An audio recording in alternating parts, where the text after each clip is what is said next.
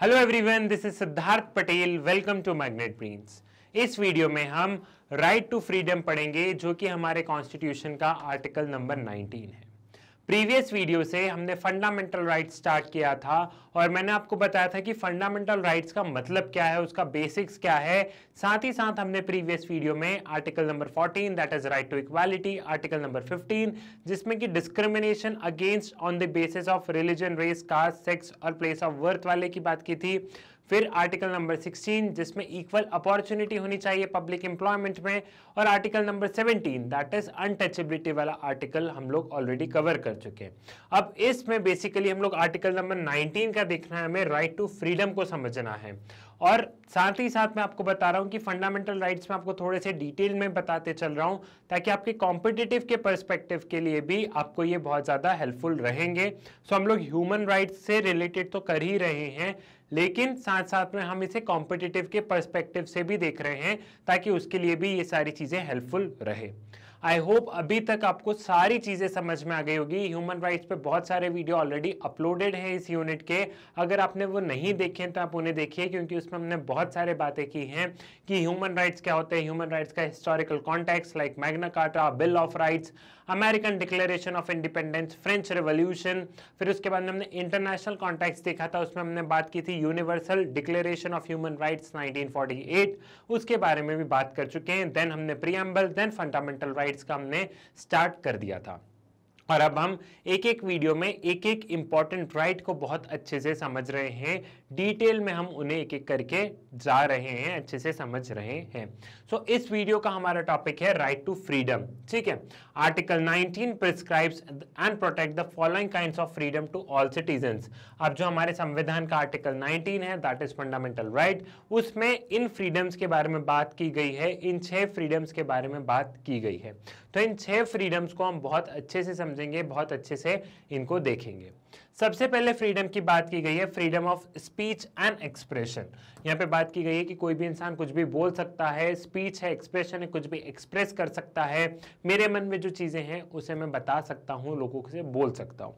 Then freedom to assemble peacefully without arms, मतलब लोग एक साथ में एकत्रित हो सकते हैं पीसफुली। ठीक है, कोई ऐसा नहीं कि बहुत 10 लोग साथ में खड़े हो गए दंगे के लिए, नहीं, लोग साथ में आके इकट्ठे हो सकते हैं, पीसफुल प्रोटेस्ट भी हो सकता है, लेकिन विदाउट आर्म्स। यहाँ पे कोई दंगे नहीं करना है, आप पीसफुली जाइए। आपको अगर आपने देखा होगा कि गवर्नमेंट के अगेंस्ट प्रोटेस्ट वगैरह होते हैं तो जो विदाउट आर्म्स वगैरह होते हैं, जो पीसफुली होते हैं, उन पे कुछ नहीं किया जाता है एज सच, क्योंकि ये राइट मिले हैं कि पीसफुली हम लोग बैठ सकते हैं, एकत्रित हो सकते हैं।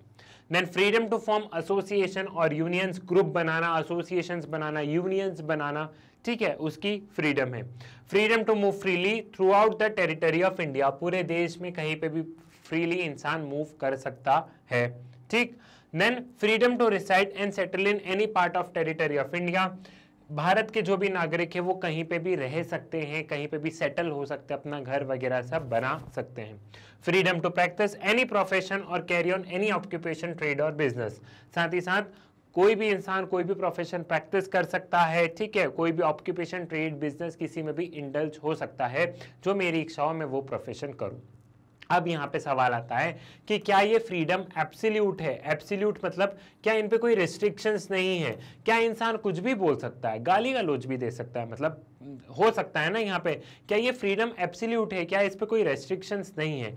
जी नहीं, ये वाले जो फ्रीडम है ये एब्सोल्यूट नहीं है, इन सब पे कहीं ना कहीं रेस्ट्रिक्शंस है। यहाँ पे इन सब में कहीं ना कहीं क्या है, इन सब में कहीं ना कहीं लिमिटेशंस लगाए गए हैं, और जो वो लिमिटेशंस हैं वो देश के हित में है। ये देखिए, रीजनेबल रेस्ट्रिक्शंस, मतलब कुछ कुछ थोड़ी सी फ्रीडम को कर्टेल की गई है ताकि इंसान हर कुछ नहीं बोल सके, ताकि इंसान ऐसा नहीं हो कि ट्राइबल वाले एरिया में जाके सेटल हो जाए, जो मूव फ्रीली है थ्रू आउट द कंट्रीज। तो हर फ्रीडम पे कहीं ना कहीं थोड़े से रेस्ट्रिक्शंस हैं। However, Article 19 also provide reasonable restrictions on these freedoms, which means that these rights are conditional. The state can reasonably limit or take away right to freedom of speech and expression when there is a threat to sovereignty and integrity of India or security of state or friendly relation with foreign countries or public order or decency or morality, or in relation to the contempt of court, defamation, incitement to an offense. For example, the state can prohibit someone from making an inciting speech that may provoke others to commit violence. अब यहाँ पे बताया गया है कि ये जो freedoms है, ये जो हमने 6 फ्रीडम्स की बात की है, इन फ्रीडम्स में रीजनेबल रेस्ट्रिक्शंस हैं, ये फ्रीडम एब्सोल्यूट नहीं है। सबसे अच्छा इसका एग्जांपल दिया है कि पहला फ्रीडम जो है freedom of speech and expression, इसी का एग्जांपल लेते हैं। ये क्या बता रहा है, हमको देखने से लग रहा है कि इंसान को कुछ भी बोलने की आज़ादी है, बिल्कुल उसे आज़ादी है, लेकिन अगर उसकी स्पीच से वायलेंस फैल रहा हो, ठीक है, मान लो मैंने कोई ऐसी स्पीच दे दी कि सारे लोग एकत्रित हो जाओ, ऐसे इन लोगों को मार दो, ये कर दो, तो मेरी स्पीच से वायलेंस हो रहा है, तो वो हम सहन नहीं करेंगे। तो वैसे ही इन पे क्या है, रीजनेबल रेस्ट्रिक्शंस है। आप बिल्कुल बोल सकते हो, अगर आपके मन में कुछ है तो बोलो, लेकिन आपके बोलने से कहीं सोसाइटी में कोई खराबी तो नहीं आ रही, कहीं आपके बोलने से सोसाइटी में जो पीस है, जो शांति बनी हुई है, कहीं वो तो भंग नहीं हो रही है। ये सारे रीजनेबल रेस्ट्रिक्शंस बताए गए हैं यहाँ पे। क्लियर है? अब यहाँ पे ये जो फ्रीडम है और ये जो रेस्ट्रिक्शंस हैं, ये जो 6 फ्रीडम्स हमने पढ़ी है, इन 6 फ्रीडम्स पे कौन कौन से रेस्ट्रिक्शंस लग सकते हैं, उसका ये बहुत अच्छा बॉक्स है, और ये बॉक्स बहुत ज़्यादा इंपॉर्टेंट, या ऐसा कहो मोस्ट इंपॉर्टेंट है, क्योंकि यहाँ पे सीधे कॉम्पिटिटिव में क्वेश्चंस पूछे जाते हैं। कॉम्पिटिटिव में क्वेश्चंस कैसे पूछते हैं उसका तरीका भी मैं आपको बता देता हूं। जैसे freedom of speech and expression है, तो ये किस किस बेसिस पे रेस्ट्रिक्ट की जाती है, ये यहाँ पे मेंशन है। Like freedom to assemble peacefully and without arms, तो इसका रेस्ट्रिक्शन क्या है, sovereignty and integrity of India और पब्लिक ऑर्डर। मतलब ये सिर्फ 3 ग्राउंड्स पे, इन 3 ग्राउंड्स पे इस राइट्स को कम कर दिया जा सकता है, इस राइट्स को रेस्ट्रिक्ट कर दिया जाता है। तो आपसे एमसीक्यू फॉर्मेट में पूछ लिया जाएगा कि वो कौन से 3 ग्राउंड है, सोवरेनिटी, इंटीग्रिटी और पब्लिक ऑर्डर, जैसे इसके 3 ग्राउंड है। तो एमसीक्यू में ऐसे राइट्स लिख के और ऐसे मेंशन कर दिया जाता है कि इसकी कौन कौन सी रेस्ट्रिक्शंस है, ठीक है। सो इस टेबल को आपको बहुत अच्छे से पढ़ना है, आप रटना मत इस टेबल को, क्योंकि अगर आप ऐसे देखेंगे तो आप बोलोगे कि सर फिर तो रटना पड़ेगा। जी नहीं, रटना नहीं है। अगर आप किसी भी चीज़ को 5-6 बार पढ़ते हैं, 6-7 बार पढ़ते हैं, तो वो ऑटोमेटिकली दिमाग में चला जाता है। एक बार आज पढ़िएगा, एक बार कल पढ़िएगा, फिर 4 दिन बाद फिर से एक बार पढ़िए, फिर 6 दिन बाद फिर से एक बार पढ़िए, फिर 10 दिन बाद फिर से एक बार पढ़िए, तो आपको चीज़ें थोड़ी सी ध्यान होने लगेगी। या फिर आप अपने रूम्स में कहीं पे भी कुछ स्टिकी नोट्स वगैरह लेके उनको लगा सकते हैं, ताकि आपको ध्यान होती रहे। ये मैंने आपको कॉम्पिटिटिव के पर्सपेक्टिव से बताया कि कैसे क्वेश्चंस बनते हैं यहाँ पे, तो वो आपको यहाँ पे समझना है। क्लियर है? आई होप ये वाली चीज आपको यहाँ पे समझ में आ गई। अब एक एक करके हम इनके रेस्ट्रिक्शंस देखते हैं, एक एक करके हम इन फ्रीडम्स के रेस्ट्रिक्शंस समझते हैं कि कौन कौन से रेस्ट्रिक्शंस हैं। Freedom of speech and expression में sovereignty and integrity of India, मतलब देश की अखंडता और प्रभुता, ठीक है। जो इंटीग्रिटी मतलब कहीं कुछ ऐसा तो नहीं बोल रहा है जिससे देश की इंटीग्रिटी, मतलब जो हमने देश को जो जोड़ के रखा है अब तक, इतनी डाइवर्सिटी होने के बाद हमने जो देश को जोड़ के रखा है, कहीं ऐसा तो नहीं कि इस पे हमारे देश की इंटीग्रिटी पे बात आ जाए।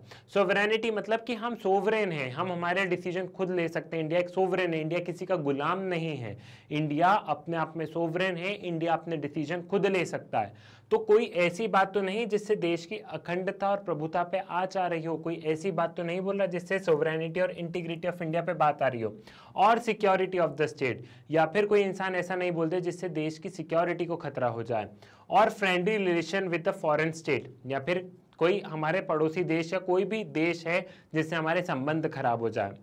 मान लो कोई इंसान ऐसा बोल दे जिससे कि हमारे और यूएसए के रिश्ते खराब हो जाए, ठीक है। और पब्लिक ऑर्डर, जो देश में जो शांति है वो शांति मेंटेन रहे, और डिसेंसी और मोरालिटी, जो मोरालिटी और ये जो सारी चीज़ें हैं इन सब पे तो कोई आँच नहीं आ रही। जैसे जो मुद्दे हैं, मतलब हम कहते हैं कि कई बार मान लो कि ऐसे समझ लो कि कहीं रेप वगैरह हुआ है, ठीक है, अब ये बहुत बुरा क्राइम है देखा जाए, और कोई इंसान इसे डिफेंड कर रहा है, तो ये चीज़ें थोड़ी सी गलत होती हैं यहाँ पे। चीज़ें सही, हालांकि उस पर कुछ होगा नहीं, ऐसा देखो तो केस हो सकता है, लेकिन इतना कोई बहुत बड़ा नहीं होगा, लेकिन कहीं ना कहीं ये जो चीज़ें हैं ये सही नहीं है। देन यहाँ पे contempt of court, contempt of court मतलब कोर्ट की अवमानना करना। कोर्ट ने कोई ऑर्डर दिया है और आप उस ऑर्डर को नहीं मान रहे हो, और आप कोर्ट को क्रिटिसाइज कर रहे हो कि जज तो बहुत करप्ट है, बहुत भ्रष्टाचार से लथपथ हैं, और जज ने तो जानबूझ के ऐसा किया है, मतलब आप कोर्ट की अवमानना कर रहे हो। देन डिफेमेशन, डिफेमेशन मतलब क्या है, डिफेमेशन मतलब आप किसी के ऊपर मतलब आप किसी की इज्जत पे बात लेके आ रहे हो, इज्जत इन द सेंस कि आप किसी की, फॉर एग्जांपल जैसे मेरे ऊपर कि सिद्धार्थ सर ने 5 करोड़ रुपए का ये घपला किया, भले ही मैंने घपला नहीं किया, लेकिन अगर ऐसे इमेजेस बनने लग जाए, ऐसे मीम्स आने लग जाए, ऐसे आप लोग वीडियोस देखने लग जाए, तो आपके मन में आएगा हाँ सिद्धार्थ सर ने 5 करोड़ का घोटाला कर दिया, आएगा ना। तो इससे क्या हुआ, मेरी इज्जत तो कहीं ना कहीं गई। तो ये जो आप देखते हो कि जो बड़े बड़े लोग रहते हैं, ये उनका खेल होता है, डिफेमेशन का जो खेल होता है ना, वो बहुत जो बड़े बड़े आपने नेता वगैरह बिजनेसमैन देखे होंगे, उनका खेल होता है, ठीक है। सो ये उनका डिफेमेशन का मतलब आप समझे। और इंसाइटमेंट टू एन ऑफेंस, या फिर कुछ ऐसा बोलना कि जिससे कि क्या हो कि कोई ऑफेंस होने लग जाए, या जिससे कि हम देखें कि लोगों को प्रोवोक करना कि तुम ऐसा कर दो, तुम मार दो, दंगे फसाद कर दो, ठीक है। तो ये इसके ऊपर रेस्ट्रिक्शंस है। आप कुछ भी बोलिए, लेकिन आपके बोलने से देश की अखंडता और प्रभुता पे आंच नहीं आनी चाहिए। आप कुछ भी बोलिए, लेकिन आपके बोलने से हमारे किसी देश के साथ संबंध नहीं बिगड़ने चाहिए। आप कुछ भी बोलिए, लेकिन सोसाइटी में शांति भंग नहीं होनी चाहिए, शांति मेंटेन रहे। आप कुछ भी बोलिए, लेकिन आप कोर्ट को क्रिटिसाइज, आप कोर्ट की अवमानना नहीं कर सकते। आप कुछ भी बोलिए, लेकिन उसको डिफेम नहीं कर सकते, आप उसकी इज्जत पे बात नहीं आने चाहिए। आप कुछ भी बोलिए, लेकिन आपके बोलने से ऑफेंस, आपके बोलने से कहीं कोई ऑफेंस लोग ना कर दें, कहीं आप किसी को प्रोवोक ना कर दें। ये है इसका। बाकी आपके मन में कोई भी थॉट है कि ये बिल्डिंग कैसी होनी चाहिए, ये रोड ऐसी होनी चाहिए, आप बोलने के लिए आजाद है ना, बोलो, खूब बोलो। और वैसे भी इंडिया में बहुत ज़्यादा freedom of speech and expression है। हम लोग हमारे थॉट सामने रख देते हैं, और उस पर मानना नहीं मानना वो बात की बात होती है, लेकिन आपने भी देखा होगा कि freedom of speech and expression है इंडिया में अच्छे से। Now freedom to assemble peacefully without arms, sovereignty and integrity of India और पब्लिक ऑर्डर। इसका क्या है रेस्ट्रिक्शंस कि देश की अखंडता और प्रभुता पे आंच नहीं आनी चाहिए, मतलब कि देश की यूनिटी इंटीग्रिटी मेंटेन रहनी चाहिए, साथ ही साथ पब्लिक ऑर्डर रहना चाहिए। ऐसा नहीं कि आप 10 लोग एक साथ में खड़े हो गए हो और फिर मतलब जो वहाँ पे तहस नहस कर दिया, बसों में आग लगा दी, ये कर दिया, ऑटो जला दिए, ऐसा कुछ नहीं। आप साथ में लोग हैं, बिल्कुल रहिए, आप बिल्कुल प्रोटेस्ट कीजिए, प्रोटेस्ट की भी मना नहीं है, लेकिन शांतिपूर्वक सारे चीजें करिए, ठीक।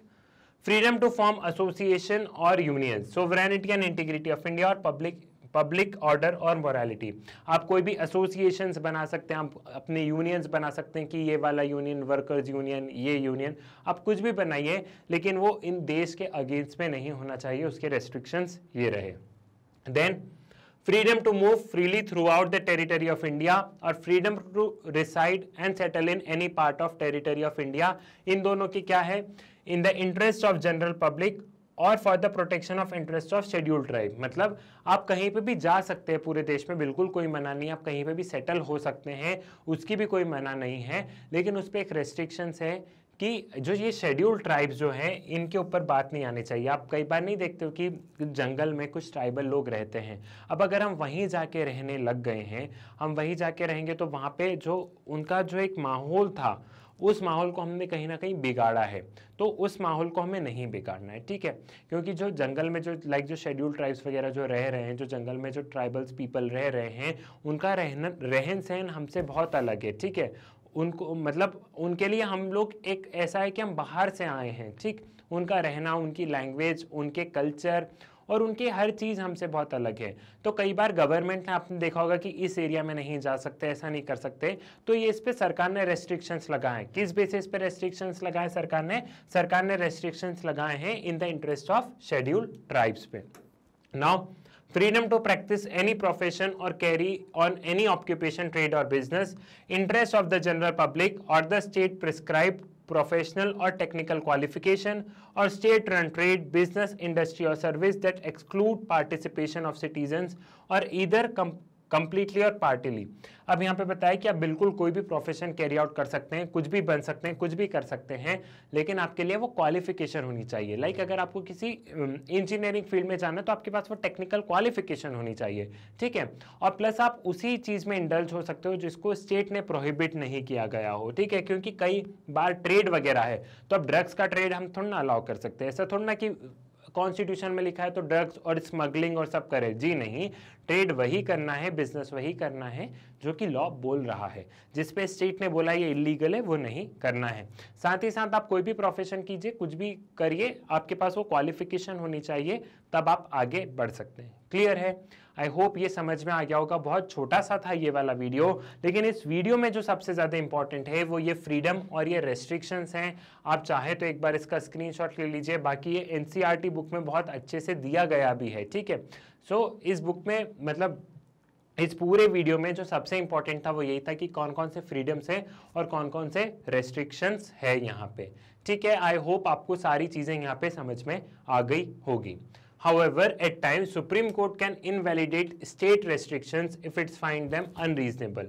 As an instant, state cannot put restriction as an excuse because it is unable to maintain public order. ठीक है, अब यहाँ पे बताया गया है कि कई बार लेकिन सुप्रीम कोर्ट बोल देता है, कई बार सुप्रीम कोर्ट जैसे स्टेट रेस्ट्रिक्शंस लगा देता है। जैसे मान लो कि लोगों को प्रोटेस्ट करना है, उन्होंने परमिशन ली पुलिस से, पुलिस ने मना कर दिया कि आप प्रोटेस्ट नहीं कर सकते हो, हम आपको ये रोड नहीं देंगे। और सुप्रीम कोर्ट ने पुलिस ने इस बेसिस पे बोला कि नहीं ये रेस्ट्रिक्शंस हैं, आप इसके बेसिस पे नहीं कर सकते हो। तो फिर कई बार सुप्रीम कोर्ट बीच में आता है कि नहीं भैया ये उनका अधिकार है, आप अननेसेसरी आप उन पे रोक मत लगाइए, ठीक है। क्योंकि कई बार क्या होता है यहाँ पे जैसा कि बताया भी गया है कि सरकार कई बार क्या करती है कि अपनी इज्जत बचाने के लिए, ठीक है, कई बार अपनी इज्जत बताने के लिए वो लोगों को प्रोटेस्ट नहीं करने देती, या फिर कई बार वो पब्लिक ऑर्डर, अब पुलिस का काम है मेंटेन करना और वो लोग शांति से बैठे हैं, शांति से प्रोटेस्ट कर रहे हैं, लेकिन सरकार को क्या करना है, अपनी जिम्मेदारियों से पल्ला झाड़ना है। ये आपने सुना होगा ना कि अपनी जिम्मेदारियां नहीं निभानी है, तो उन्होंने क्या किया, उन्होंने रोक लगा दी कि नहीं नहीं ऐसा नहीं, ऐसा मत करो, ये मत करो। तो कई मामलों में फिर सुप्रीम कोर्ट आ जाता है कि नहीं भैया ये उनका अधिकार है, हाँ रेस्ट्रिक्शंस आप उन पे लगाइए कि शांति मेंटेन रहे, लेकिन रेस्ट्रिक्शंस भी एक हद तक होने चाहिए, इस हद से ज़्यादा नहीं होने चाहिए। ये अधिकार कॉन्स्टिट्यूएंट मेकर्स ने दिए हैं, कॉन्स्टिट्यूएंट मेकर्स ने अधिकार लोगों को दिए हैं ताकि वो इन राइट्स को एंजॉय कर सकें। आप प्लीज़ यहाँ पे हस्तक्षेप मत कीजिए, ठीक है। तो कई बार सुप्रीम कोर्ट बीच बीच में उतर जाता है सिटीजन्स की, ताकि राइट्स प्रोटेक्ट करके रहे, क्योंकि गवर्नमेंट हमेशा कोशिश में रहती है कि सिटीजन की राइट्स हम कम करें, लेकिन जो सुप्रीम कोर्ट रहता है वो बीच में आ जाता है हीरो की तरह, सुप्रीम कोर्ट और हाई कोर्ट, और वो गवर्नमेंट से बोलता है अच्छा बेटा तुमने राइट्स कम करी, चलो वापस उनको राइट्स दो, ठीक है। सो ये पूरा सिनेरियो चलता है। आई होप आपको ये पूरा कॉन्सेप्ट समझ में आ गया होगा, राइट टू फ्रीडम का पूरी चीज़ आपको अच्छे से समझ में आ गई होगी, ठीक है।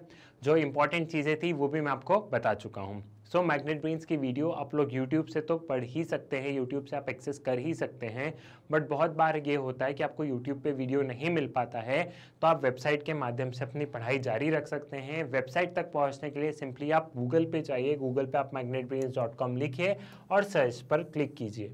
जैसे ही आप magnetbrains.com लिख के सर्च पर क्लिक करेंगे, कुछ इस तरीके का इंटरफेस होगा, जिसमें नीचे दिया गया होगा एक्सप्लोर टॉप कोर्सेज, यहाँ पे क्लास केजी से लेके क्लास 12 तक मेंशन है, साथ ही साथ एक्स्ट्रा लर्निंग और एनसीईआरटी एग्जाम्पलर 6 to 12 भी है। इन एक्स्ट्रा लर्निंग में इट्स ऑल लीगल करके कुछ सीरीज स्टार्ट की गई है, जिससे कि आप अपना लीगल नॉलेज इन्हांस कर सकते हैं।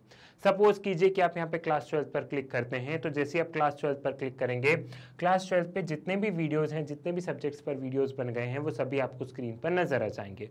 अगर आप थोड़ा सा स्क्रॉल करके नीचे जाएंगे तो यहाँ पे आपको क्लास 12 का लीगल स्टडीज़ नजर आएगा। सपोज आप क्लास 12 लीगल स्टडीज़ पर क्लिक करेंगे, तो जैसे ही आप क्लास 12 लीगल स्टडीज़ पर क्लिक करेंगे, यहाँ पे जो वीडियोस होंगे ये videos chapter wise and chapter wise में भी ये वीडियोस टॉपिक वाइज अरेंज मिलेंगे। सो जैसा कि मैंने आपको क्लास 12 लीगल स्टडीज़ का बताया है, आप किसी भी क्लास में जाके किसी भी सब्जेक्ट्स पर क्लिक करेंगे तो यहाँ पे वीडियो का फॉर्मेट यही रहेगा, chapter wise and chapter wise में टॉपिक वाइज वीडियोज़ आपको अरेंज मिलेंगे। सो अगर आप यूट्यूब से कंफर्टेबल है तो आप यूट्यूब से पढ़िए, और अगर आपको यूट्यूब पे वीडियो नहीं मिल पा रहे हैं तो आप वेबसाइट के माध्यम से अपनी पढ़ाई जारी रख सकते हैं। मैग्नेट ब्रेन्स एक ऐसा चैनल है जहाँ पे क्लास केजी से लेके क्लास 12 तक सभी क्लासेस का पढ़ाया जाता है, सभी सब्जेक्ट्स यहाँ पे पढ़ाए जाते हैं, और यहाँ पे जितने भी वीडियोस हैं वो वीडियोस बिल्कुल फ्री ऑफ कॉस्ट अवेलेबल हैं। सो इस चीज़ का फ़ायदा उठाइए, अच्छे से पढ़ाई कीजिए, साथ ही साथ आप लोग इन वीडियोस को शेयर कीजिए, मैग्नेट ब्रेन्स के बारे में बताइए अपने स्कूल में, अपने कॉलेजेस में, अपनी ट्यूशन्स में। साथ ही साथ वीडियो को लाइक कीजिए, चैनल को सब्सक्राइब कीजिए। मुलाकात होगी आपसे नेक्स्ट वीडियो में एक नए टॉपिक के साथ, तब तक के लिए धन्यवाद।